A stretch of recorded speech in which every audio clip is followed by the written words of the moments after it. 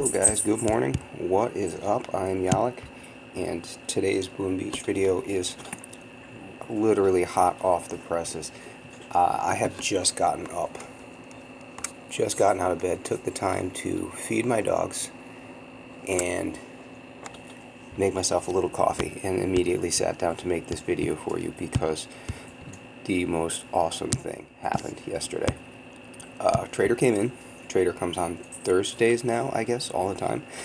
And Trader is offering the new and improved Lazortrons. And these things are sick. This is my 34 level account. And, oh yeah, I haven't even had time to check into the game. Just let me show you what my night was like last night. I had been through my day in the game, had done everything I needed to do, and was more or less just waiting for Imitation Game to come along on this account. And had, you know, some resources, not a whole lot of anything. I happen to have, I don't know, like, say 350k gold on hand or whatever. So Trader came in, I checked on what was available, saw the Lazortrons, had enough gold to buy two, and figured, what the heck. I think that left me with like 50k gold. And then I went out, and you have to see this. This isn't even everything that I did last night. Look, I have filled my attack log. 1, 2, 3, 4, 5, 6, 7, 8, 9, 10. There were more. There were at least a couple more bases. And the thing about these, I didn't even lose troops on any of these. On my first or second attack, you can see here I had Brick with me. I ended up ditching that strategy in favor of Kavan and Second Wind. On my first or second attack, one of the ones that's fallen off my log here, I got Brick shot in the face. That was the only troop loss I had the entire night. It was 2 Lazortrons, medics, and then after this it's just straight Kavan Second Wind all the way. And look at these. No losses across the board. No losses. None. Every single one of these, no losses. And I'm going to show a couple of these. We'll not show... we'll show one Brick one, but we'll put it on... faster mode. These are all going to be in a faster mode because these things do not work quickly. That was the one thing I didn't love about this, is that basically the first couple minutes of these attacks, you're just kind of softening up the base. Actually, we'll put it in 4 because you're softening up the base. You see Brick steps out ahead of these guys, and that's how she ended up getting shot by a boom cannon, I think. And didn't really love that. I was trying to add a little bit of damage to this formation because it felt light. I just have 2 troops doing damage out there, and they're pretty powerful, but it's just the 2. And so I thought Brick would sort of remedy that, but she had other problems. So then I decided I'd go with Second Wind. And here we're just zapping away. It takes a couple minutes. You start working on the defenses, and the nice thing with these is that they're not just shooting at one thing. They're shooting at one thing and everything that's behind it. So your GBE starts to build up really quickly. They are expensive to deploy. They're 18 GBE a piece to deploy. So here we switched over to Second Wind, and we'll get a look at that as I talk. These guys are really expensive to deploy. Oh yeah, this is the guy with the shield. The shield worried me. I wasn't quite sure. I don't see a lot of prototypes at this level, so I wasn't quite sure how this was going to go, but I figured we'd give it a whirl, and it ended up being not a concern at all. So you can see that they're shooting at the cannon and the flamethrower, but they're also shooting at everything behind it, or behind them. So the shield is taking some damage, this mortar is taking some damage. Your GBE starts to build back up. Like I said, it cost me 36 GBE to deploy these 2 guys. And then from there, I can start to use my GBE to pick off other things around the base. And I don't do a lot of tank attacks. Yeah, I've never used tanks. So one thing I don't like about tank attacks is that they do take a bunch of time to develop. These are a bit like that, so it was a little uncomfortable for me. But once you get down to about like 2 minutes or so, you just have to write off the first couple of minutes while these things start doing their work, and you just try to make sure that they don't run into anything that's going to be too big of a problem for them.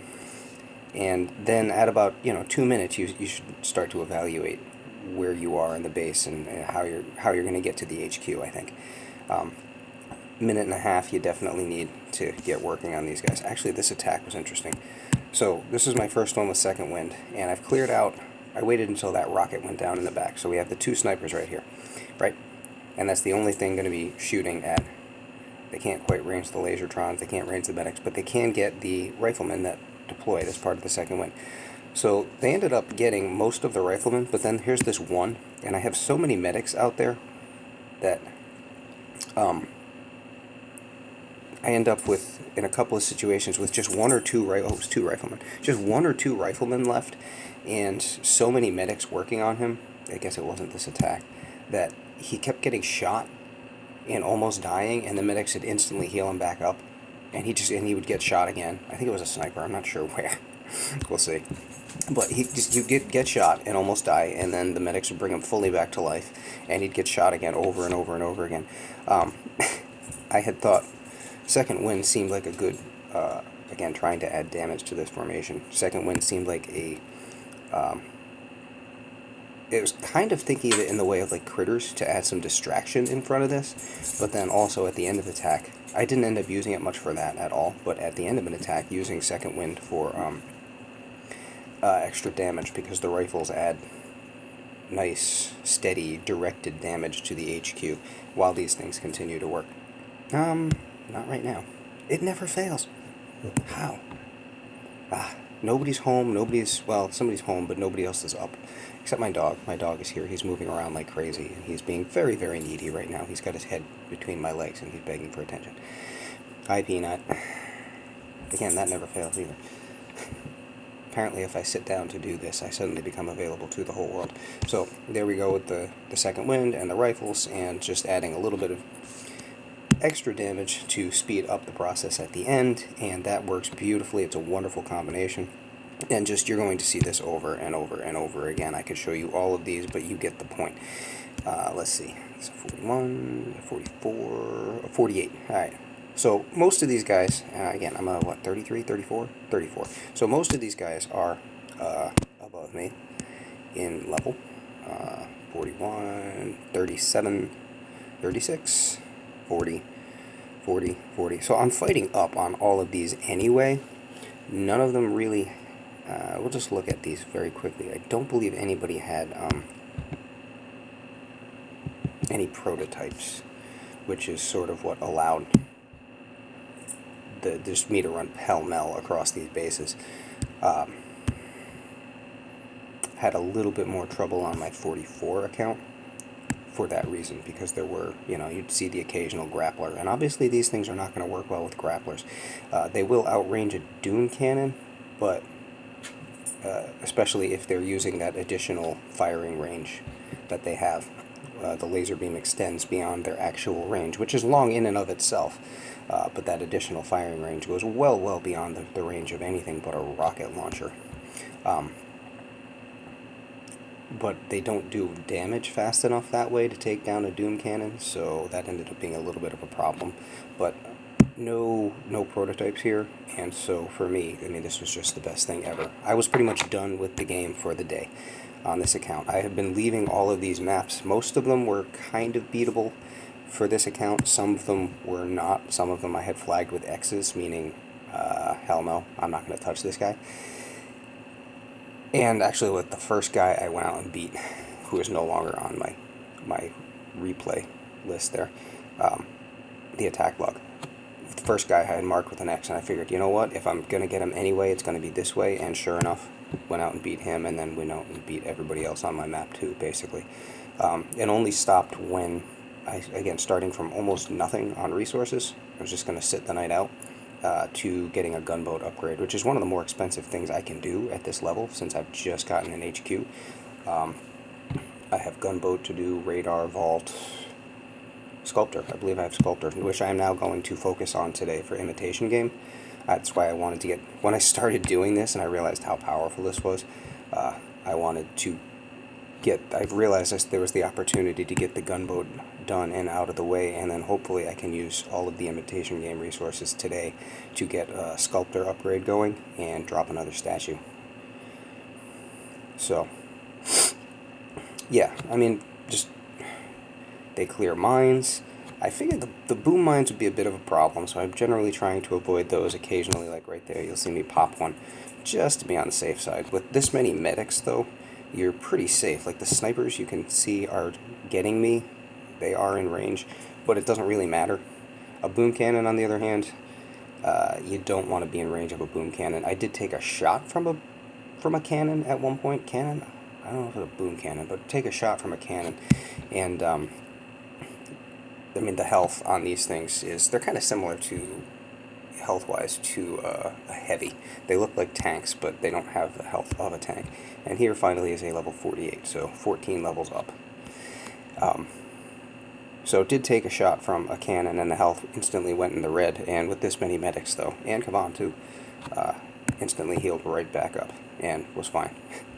So this is a pretty good mix. I have the third Lazortron available. I don't know that I'm going to deploy it because I bought that after. Oh, so that's the other thing. I bought the 2 Lazortrons. I couldn't buy more at the time because I didn't have the gold. I was down to like 50,000, like I said. Then I went out and beat everybody. Bought another Lazortron, but it's another 18 GBE to deploy, so I just kind of went with this formation. It was working, so why mess with a good thing? By the time I got done, at the end of the night, I had enough gold that I went and opened 3 map regions, including one that was one of the more expensive map regions, so I think 600 and a 330,000 and maybe another 300,000. Plus the third Lazortron, which I might not even use. So, just like, I went out and just destroyed my map. And it's just it wasn't even close. Not a single troop loss. Except for the one time with Brick, which doesn't really cost anything, so it doesn't matter. Use some of the second wind zombies, but nobody cares about them anyway, so they don't count.